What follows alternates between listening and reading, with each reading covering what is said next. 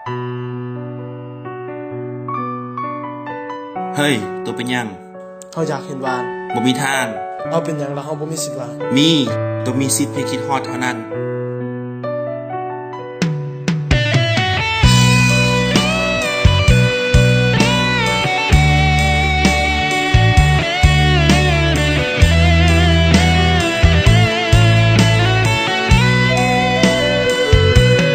นับตั้งแต่พ่ายแพ้ให้แฟนของเจ้าเจ้าตัดสินใจเลือกเขาแต่วันนั้นเฮาก็เหินห่างกันแต่ใจของอายลืมบ่ได้มันยังผูกพันถึงแม้นว่าเฮาเลิกกันขอโท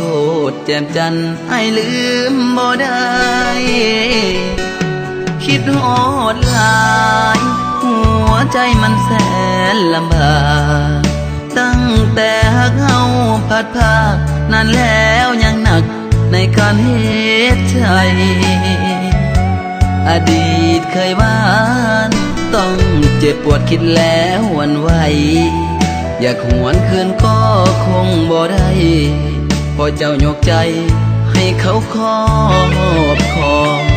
เคยเป็นเจ้าของหัวใจน้องเมื่อวันอดีตหักเฮาฟ้าคงลิขิต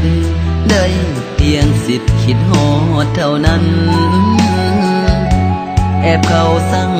เกตเบิ่งในเฟซของเจ้าทุกวันบางครั้งหัวใจมันสั่น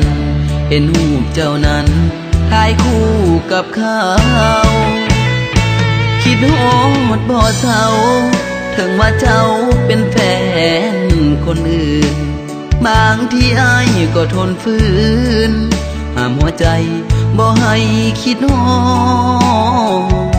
แอบหักแอบห่วงถึงว่าเฮานั้นหมดสิทธิ์ก่อนขอโทษเด้อยามใจคิดฮอดหูมาตลอดว่าเจ้าคือแฟนเขา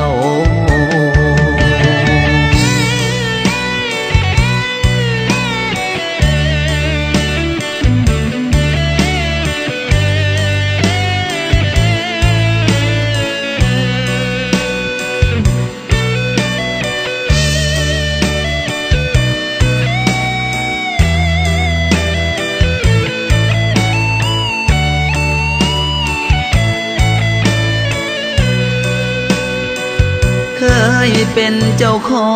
งหัวใจน้องเมื่อวันอดีตหักเฮาฟ้าคงลิขิตได้เพียงสิทธิ์คิดฮอดเท่านั้นแอบเข้าสังเกตเบิ่งในเฟซของเจ้าทุกวันบางครั้งหัวใจมันสั่นเห็นรูปเจ้านั้น